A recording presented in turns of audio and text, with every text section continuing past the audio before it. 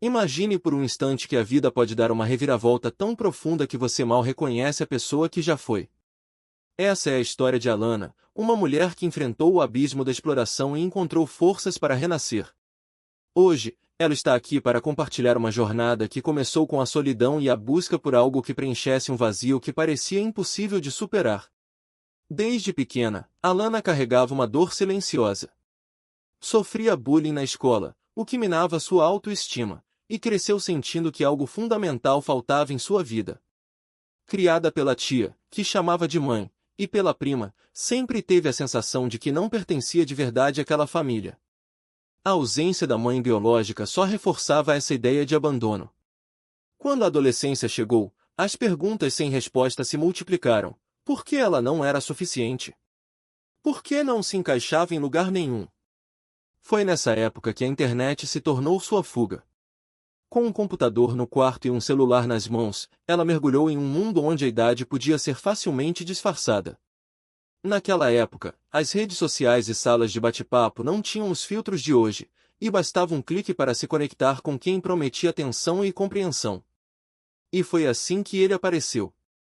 Um homem mais velho, que parecia genuinamente interessado em ouvir seus problemas, entender sua vida, em oferecer consolo. Ele não revelou suas verdadeiras intenções de imediato.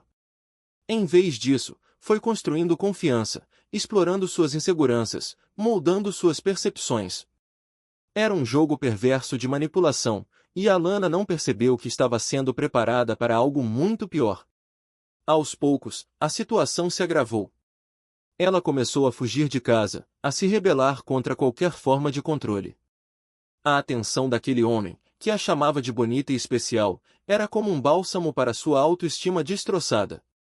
Ela nunca havia namorado, nunca se sentiu desejada, e agora alguém lhe dizia que era linda. Como resistir? Como não acreditar que aquilo era amor, mesmo quando as coisas começaram a tomar um rumo sombrio? Ele usou uma comparação cruel para convencê-la. Olha aquelas garotas da escola que dormem com todo mundo do time de futebol. Elas não ganham nada com isso. Mas você? Você pode ter algo em troca. E assim, ela se convenceu de que aquilo era poder, de que estava no controle. Afinal, se outras faziam de graça, por que não receber algo em troca? Era uma lógica distorcida, mas que fazia sentido para uma adolescente desesperada por validação. O que começou como uma relação com um homem se transformou em algo muito maior. Quando ele percebeu que poderia ser preso por estar com uma menor, passou a agir nas sombras, usando outras pessoas para mantê-la no ciclo. Alana, já acostumada à liberdade das ruas, não queria voltar para casa. Mesmo quando era encontrada e levada de volta, a sensação de prisão era insuportável. Por que ficar em um lugar onde se sentia invisível, se lá fora alguém a via como especial? Aos 18 anos, a situação mudou, mas não melhorou. Outro homem, mais velho, enviou uma garota para recrutá-la. Era uma estratégia comum, uma mulher aproximando-se de outra, criando laços, facilitando a transição para o mundo da exploração. A Alana estava em um programa de apoio em Dallas, um lugar para jovens em situação de risco, mas a estrutura rígida só a fazia se sentir mais aprisionada. Foi lá que conheceu a garota que a apresentou ao novo protetor. E assim, sem perceber, ela trocou um tipo de prisão por outro. Dessa vez, não eram mais encontros rápidos em carros ou esquinas escuras. Agora, era o mundo glamorizado do Sugar Baby, onde tudo parecia mais seguro e sofisticado. Ela se convenceu de que era diferente, de que estava no controle. Afinal, não era como as outras garotas que dormiam com vários homens. Ela tinha um único daddy, alguém que a levava para jantares, comprava o que ela queria, a tratava como uma companheira. Mas a realidade era outra. Ele tinha o dobro da sua idade, e ela era apenas mais um capricho, uma fantasia exótica. Aos 18 anos, ela mal havia vivido, e já estava presa em um relacionamento que a reduzia a um objeto de desejo. E o pior é que, mesmo quando tentou sair desse mundo, as portas pareciam sempre se fechar.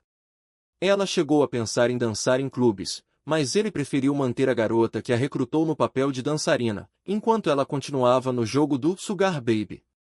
Era uma ilusão de escolha, uma falsa sensação de controle. Porque, no fundo, ela sabia que não era livre. E que, a qualquer momento, tudo poderia desabar. Essa é a história de Alana, mas poderia ser a de muitas outras. Uma história de vulnerabilidade explorada, de sonhos distorcidos, de uma busca desesperada por amor que acabou levando-a a um lugar muito escuro. Mas também é uma história de resiliência, de alguém que encontrou forças para dizer basta e recomeçar. Porque, no fim das contas, o primeiro passo para sair do abismo é perceber que você merece algo melhor. E Alana, hoje, sabe disso como ninguém. Completamente fora daquele mundo. Mas o mais difícil não foi sair, foi acreditar que eu podia. Cada passo adiante parecia uma batalha contra a sombra do que eu havia sido. As noites em hotéis baratos, os olhares de julgamento nas festas de família, a sensação de que meu passado estava tatuado na testa, mesmo depois do expungimente. Eu me perguntava, quem vai me contratar? Quem vai confiar em mim? A resposta, na maioria das vezes, era um silêncio constrangedor. Mas eu insisti. Porque, no fundo, eu sabia que não era só uma questão de sobrevivência, era uma questão de dignidade. O primeiro emprego de verdade, aquele que pagava $8 por hora, foi um marco. Não pelo salário, mas pelo que representava, a chance de provar a mim mesma que eu era mais do que o que me fizeram acreditar. E, aos poucos, as peças começaram a se encaixar. O apartamento alugado com meu próprio dinheiro. A carteira de motorista, finalmente, nas minhas mãos. O diploma de associado, conquistado com noites em claro e aulas online, porque eu não podia me dar ao luxo de falhar de novo. Mas o verdadeiro teste veio quando eu percebi que o dinheiro fácil ainda me chamava. Que, em momentos de desespero, a tentação de voltar era quase irresistível. Porque o sistema não te solta assim, de uma hora para outra. Ele te ensina que você não vale nada fora dele. Que o mundo lá fora é cruel, e que você, no fundo, não passa de um produto usado. Mas eu resisti. Porque, pela primeira vez, eu tinha algo a perder e algo a ganhar.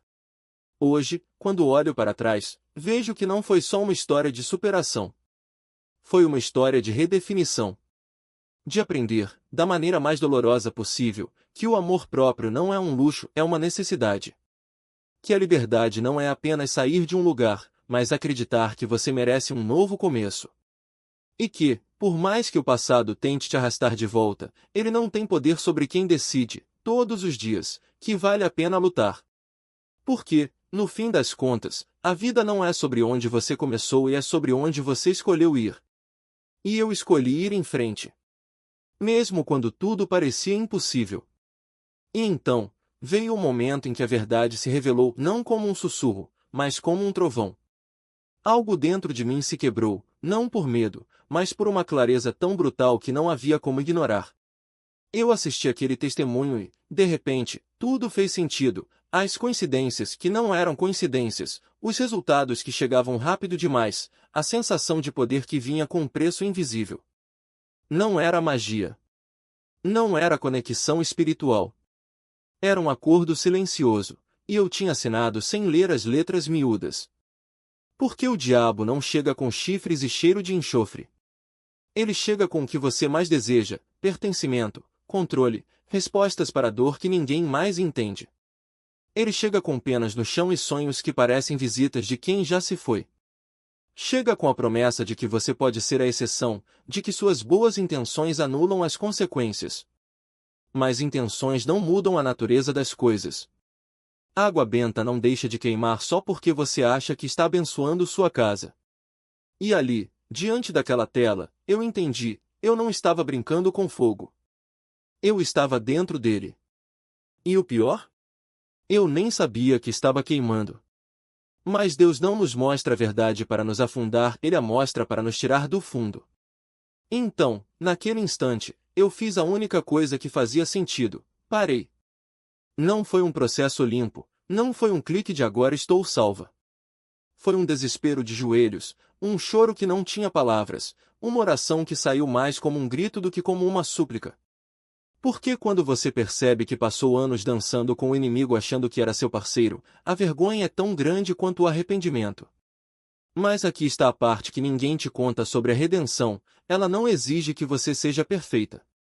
Ela só exige que você pare de mentir para si mesma. E eu parei. Deixei os altares, queimei os feitiços, apaguei os números das irmãs que na verdade eram portas para outro tipo de escravidão. E, pela primeira vez, não pedi nada em troca. Não barganhei. Não exigi provas. Apenas disse, se o senhor ainda me quer, estou aqui. E ele me quis. Porque a graça não é para quem merece, é para quem precisa. E eu precisava mais do que de dinheiro, mais do que de fechaduras, mais do que de penas no chão. Eu precisava de um amor que não tivesse condições, de uma paz que não dependesse de rituais, de um futuro que não fosse construído sobre as cinzas do passado. Hoje, quando olho para trás, não vejo uma mulher fraca. Vejo uma guerreira que lutou contra o que não entendia, que se agarrou ao que parecia seguro porque era tudo o que conhecia. E vejo um Deus que não me deixou afundar, mesmo quando eu insisti em nadar na direção errada. Porque a liberdade não é só sair de um lugar, é descobrir que você nunca esteve sozinha, mesmo quando achava que estava. É entender que o vazio que você tenta preencher com magia, com dinheiro, com aprovação, só Deus pode preencher. E Ele faz isso não com truques, mas com verdade. Não com penas, mas com asas. Não com barganhas, mas com um amor que não pede nada em troca, só o seu coração, inteiro e quebrado, exatamente como ele está. Porque Deus nunca nos força a nada. Ele não arromba portas, ele espera, paciente, do outro lado, com a chave na mão. E se eu não tivesse escolhido abrir, se não tivesse dito basta para as mentiras que me vendiam como liberdade, ele ainda estaria ali. Porque o amor dele não é um contrato com cláusulas ocultas. É um convite. Vem como estás, mesmo que estejas coberta de cicatrizes, mesmo que ainda não acredites em mim. Eu te lavo, eu te renovo, eu te chamo pelo nome. E quando desci aquelas águas, não foi só um ritual. Foi um funeral. O enterro de uma versão de mim que acreditava que o poder vinha das cartas, dos feitiços, dos números que ditavam meu destino. Que acreditava que o amor era uma transação, seja com homens, com espíritos, com o próprio diabo. Mas ali, naquele mergulho, eu entendi, o que eu chamava de poder era apenas corrente. O que eu chamava de liberdade era uma jaula dourada. E o que eu pensava ser proteção, aqueles amuletos, aqueles rituais, aquelas promessas sussurradas no escuro, era só mais uma forma de me manter presa. Porque o inimigo não vem com chifres e fogo. Ele vem com a voz da sua própria solidão, dizendo, ninguém mais vai te entender. Ninguém mais vai te querer assim. Mas Deus? Ele vem com o silêncio depois da tempestade. Com a mão estendida quando você já não tem forças para se levantar. Com a verdade que dói, mas liberta, você não precisa ser perfeita. Você só precisa ser minha. E eu senti isso.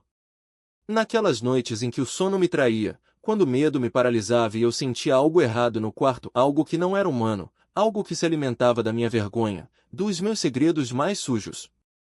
Eu gritava o nome de Jesus, e o peso saía de cima de mim como se alguém tivesse arrancado uma mão invisível da minha garganta. Porque o diabo não desiste fácil. Ele não solta seus servos sem luta. Ele sussurra nas memórias, nas tentações, nos disse. Que ainda ecoam na mente. Lembra como era bom. Lembra como você se sentia poderosa. Mas eu aprendi a resposta, não era eu. Era você usando meu corpo como um disfarce. E agora? Agora eu sei que a cura não é um ponto final. É uma estrada. Tem dias em que ainda olho para trás e sinto o cheiro daquela vida, o perfume barato, a maquiagem borrada, as promessas vazias. Tem dias em que a solidão bate mais forte, porque quando você escolhe viver certo, as pessoas erradas somem.